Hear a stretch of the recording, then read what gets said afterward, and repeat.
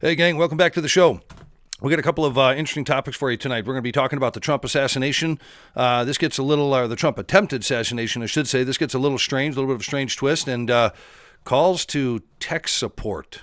Kind of weird. All right, stick around.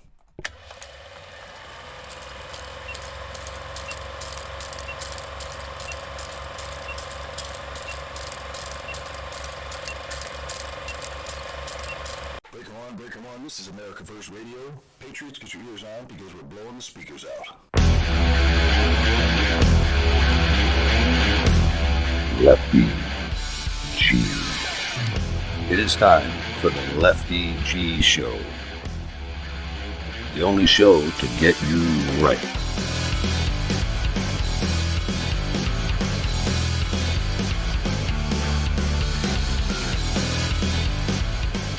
Get ready to get right with Lefty. Your voice taking you down Freedom Road. Now, here's your host, Lefty G. Let's hit the fucking road! All right, welcome back to our third show here on the Lefty G Show. I do appreciate you guys being back with us. So yeah, you know, at the little bit of the preamble, the opener there, I talked about that the Trump assassination issue has taken a little bit of a weird, strange twist, and we're going to talk about some calls to technical support, which I think are pretty hysterical. So here it is. Apparently, the Secret Service agent that was supposed to be piloting the drone, you know, the whole eye in the sky thing around the rally area, to aid the protection of Trump, of course.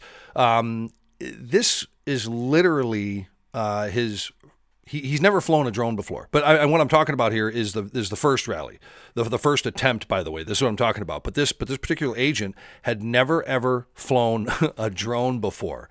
And he only had about an hour of informal training before he had to pilot the drone. Like, how did that conversation go? Were they like, here's your toy, here you go, here's the remote, this is how you go up and down and sideways, and you're good to fly. Goodbye. Good luck. And this just gets funnier.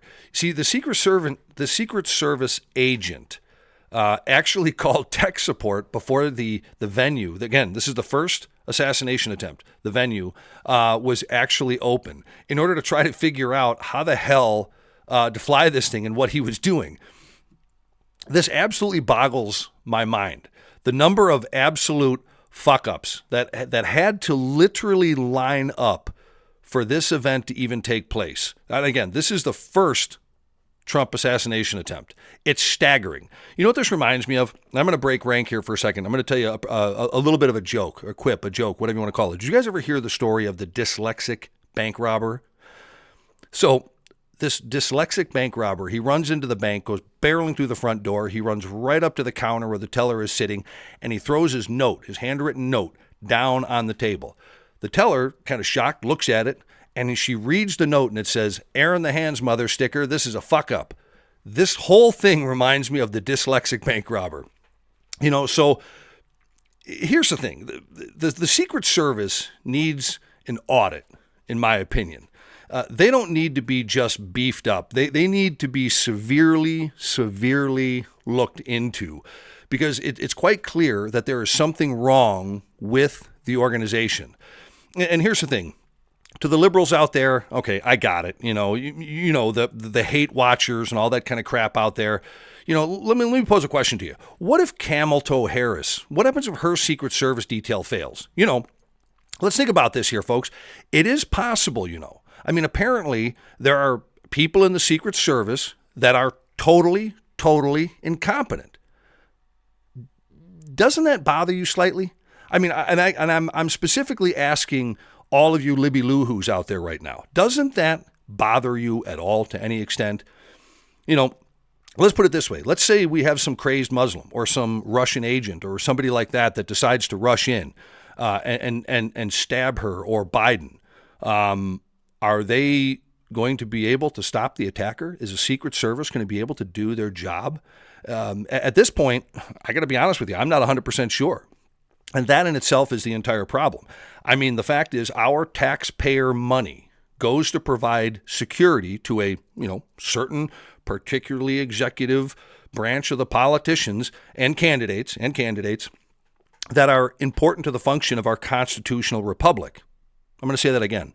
Constitutional republic. Notice how I didn't toss out the phrase democratic or democratic system to the likes of how all you leftoids want to use a false descriptive of this country. America is a constitutional republic. The phrase democratic is nowhere to be found in our founding documents, okay? Anyway, I digress. I'm going off on a left turn at Albuquerque there. Now, where was I? Our republic. Yes, right. So it doesn't seem to be, I guess I would say, defended.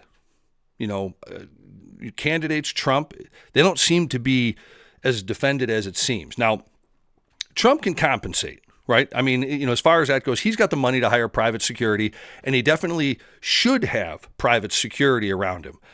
Don't rely on the Secret Service. Don't rely on the local police. Although I will say this, although in that particular instance of the first assassination attempt, they did do their job.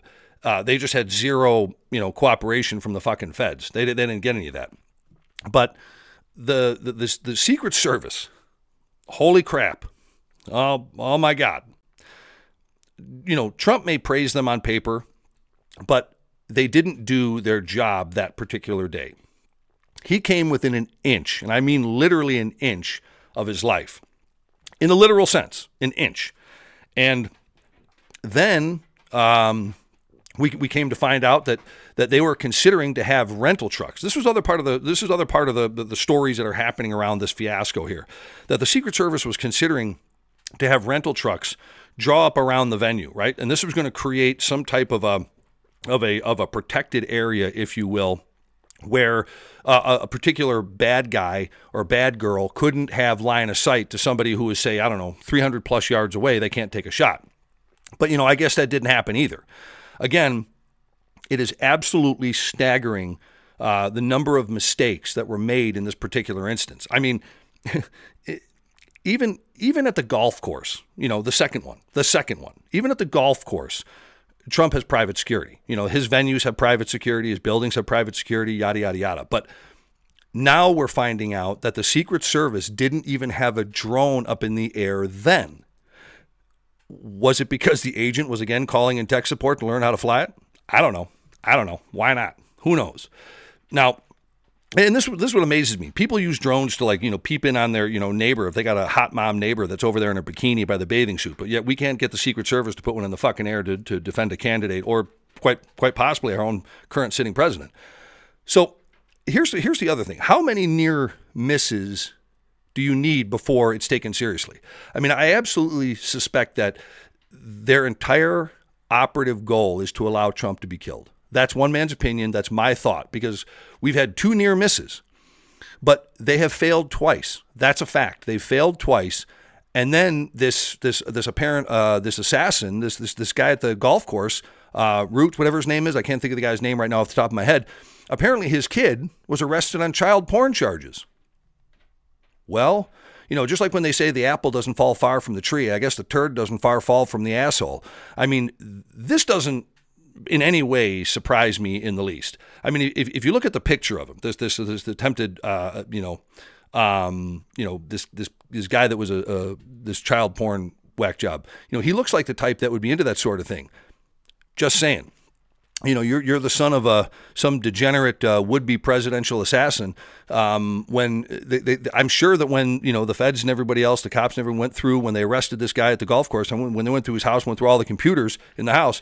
I'm not surprised that they found something like that, and I'm sure that's how Junior wound up, in a pair of handcuffs. But I digress again. These Trump assassination attempts have now happened twice, as I just said.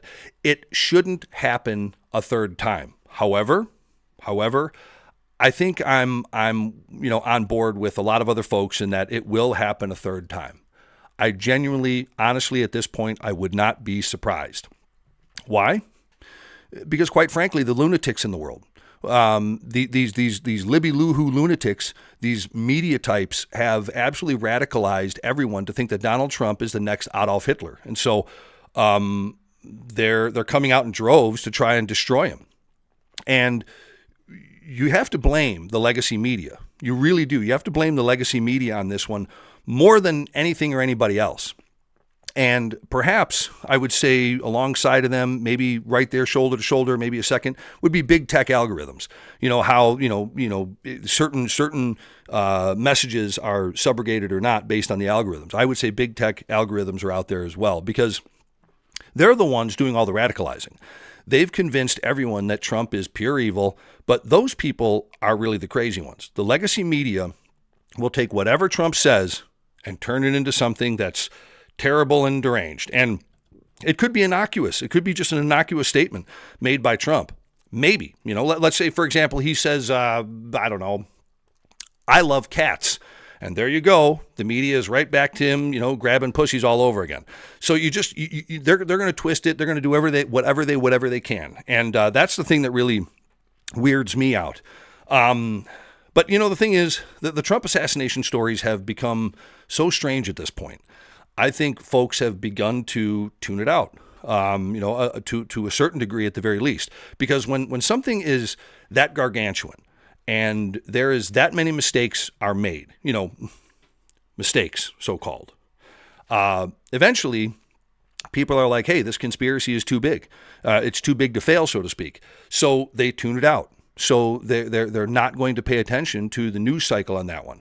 And I wanted to talk on this one because I thought it was absolutely surreal that the Secret Service agent that was piloting the drone literally called tech support.